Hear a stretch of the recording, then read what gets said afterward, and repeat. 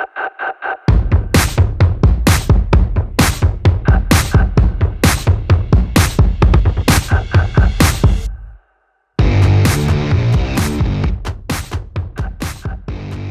and welcome to Blue Club Sports. Thank you for joining us today to recap the 2022 World Cup as it's now concluded earlier today with the final with Argentina winning on penalties. What an exciting final. It was definitely not exciting the first 60 minutes, I would say. It was very dominant. It was a very dominant display from Argentina, and the goal from Di Maria was class. The penalty, all the penalties given this game, I'm not going to be arguing about. I think they were fair and they were rightfully given. Mbappe, in my opinion, and you guys can come at me, in my opinion, Mbappe is the best player in the world right now. Of course, Messi has the legacy, but you even the even the craziest Messi fan can't tell me that he's the best player in the world. He's good.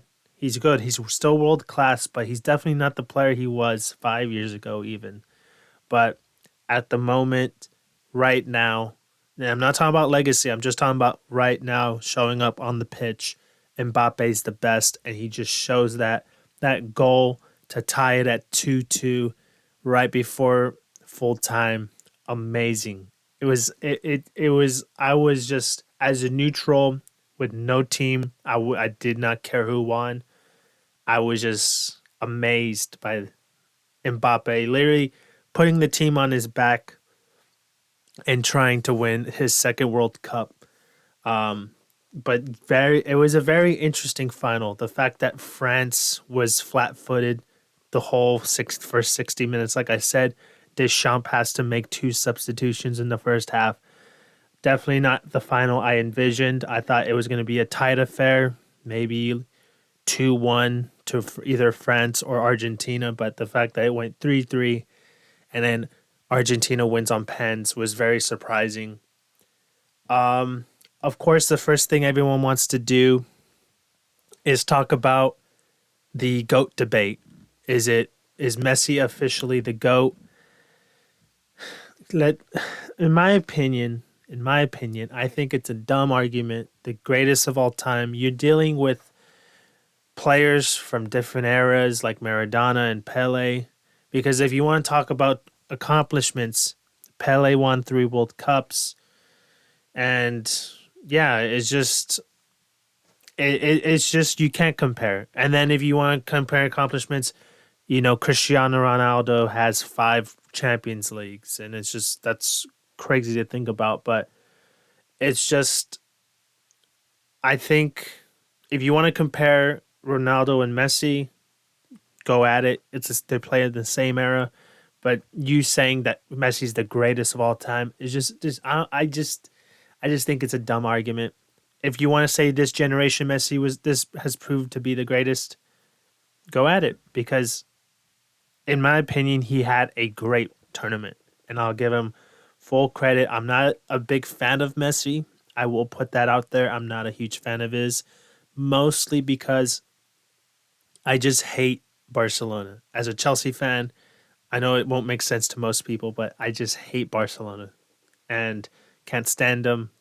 And Messi's literally, I know he doesn't play there anymore, but when I think of Barcelona, I think of Messi. And yeah, I'm just not a big fan of his, but I think, you got to give credit where credit's due. He had a great tournament, and literally there was some, like the Mexico game in the group stage, he literally got them that win. Bits of magic, you can say, and the great assist. I forget what assist he had, but Molina scores. I don't know which game it was, but the things he's done, he's been very involved in this Argentina team. It's not like he's coming off the bench like Ronaldo was towards the end of the tournament for him. He was really involved. And yes, it's if you're in the Messi, the how do I say it? negatively looking at it, this guy's walking most of the game, but he's not pressing like they say about Ronaldo. He just walks around the field. But you can't really hate on it if just on the drop of a dime, he has a great assist, runs past defenders. Of course, he can't do it like he used to do in his prime, but he's still got something in the tank. And full praise to him. I think the GOAT debate, those people that are all about that argument, they're gonna say now he's the best, and they can say whatever. But in my opinion, I think it's just silly.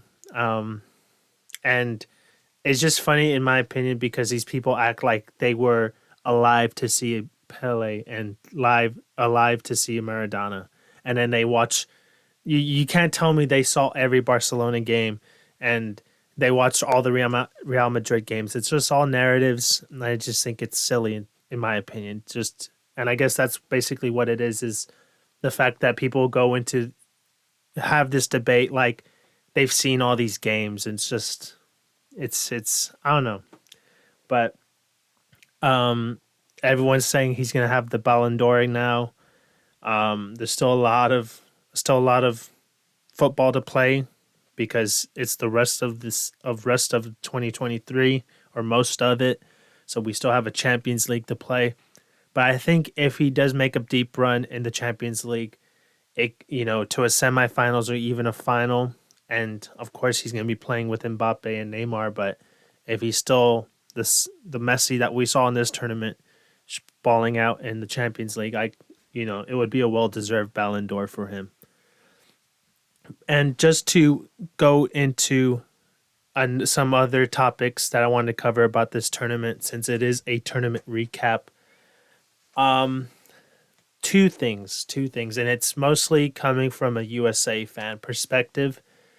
The first thing is I'm very surprised how annoyed I was from the USA fan base.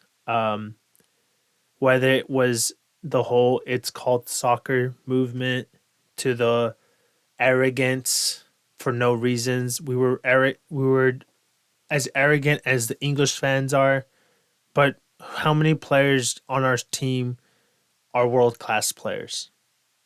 For England, you could say there's at least a few world class players on the starting 11. Who's a world class player on this USA squad? Yet our fans were so arrogant, and even as a fellow USA fan, I was annoyed. I really was. Um, I I thought this team was going to crash out in the group stage, and they did prove me wrong. But this team does not have attackers, and if you don't have attackers, there's basically no point in showing up to this tournament.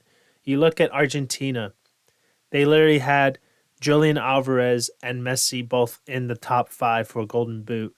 You need goals to win, and I know it's a dumb statement. You need goals to win, but you really need goal scorers on your team to do anything. And the fact that and I still hate Berhalter. Yes, you got out of the group stage, but you literally fell out with one of the most talented players on the squad, which is Giovanni Reina. I don't care. I don't care to really read into it because it looks like it's mostly a he said type of situation, but it's just it's just drama. And the fact is, in my opinion, Berhalter should be on a short leash because he hasn't won anything of significance. He hasn't really done anything. The team hasn't played out of its talent level, I guess. And what I mean by that is we haven't beat. It's the same argument with Gareth Southgate. They haven't beat a team that's equal or better talent as them. And the same thing for Berhalter. We didn't beat England. We didn't beat Wales. If you want to go deep in this tournament, you got to beat teams that might be a little bit better than you. But yeah, that's basically what I'm to put out there about the USA fan base, how cocky and arrogant they were acting. It was just annoying in my opinion. But the second and last thing I want to cover on this tournament is the disappointment I had from the Fox coverage of this tournament. There was a few things I liked, but it was mostly negative. I like Clint Dempsey. He's real. He's not cringe or corny, and doesn't make me get up, grab the remote, and put it on mute. Um, the In my opinion, Ian Dark and Landon Donovan should be the number one broadcasting team.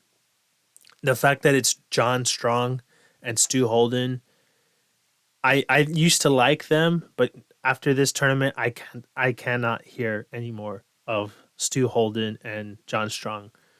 They're just annoying me at this point. John Strong, all he wants to talk about is why our shit left back is called Jedi. And then Stu Holden over here hyping up this team, telling people that they're better than what they are. It was just annoying. Alexi Lawless being cringe as hell. I used to like Alexi Lawless, and it was just cringe. It was hard to watch. And definitely I'm not looking forward to 2026 watching it on TV because they're probably just going to be double annoying. But yeah, it's just I just didn't like Fox's coverage. If I was watching it at the house, I was finding myself putting it on mute, listening to a watch along on YouTube.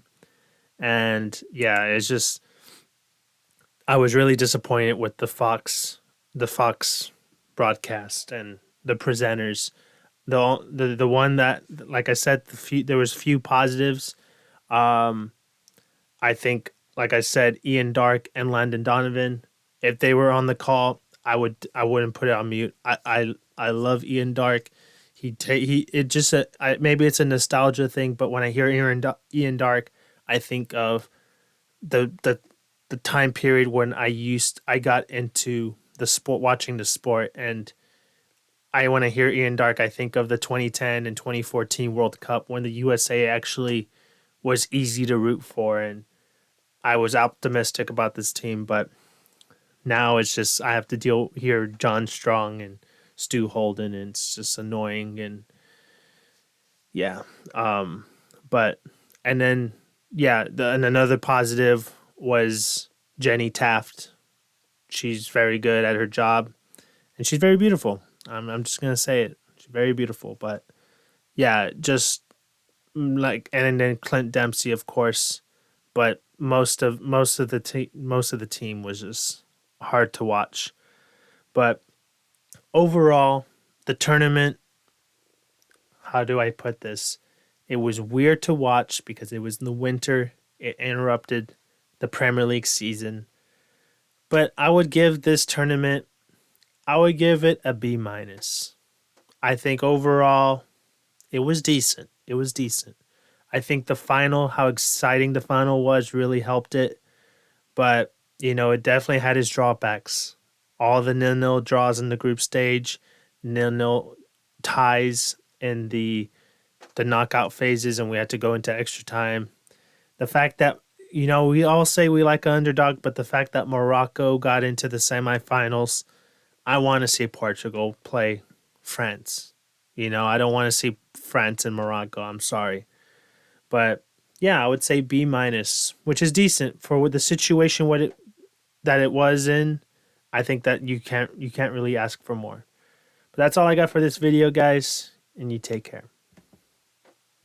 Hello everyone, this is Blue Club Sports. If you enjoyed the video, please drop a like on the video. Also subscribe to stay up to date on all my uploads. Here I mostly cover my favorite sports teams like Chelsea, the New York Giants, and the New York Yankees. I also cover golf as well. And lastly, thank you for watching, and you guys take care.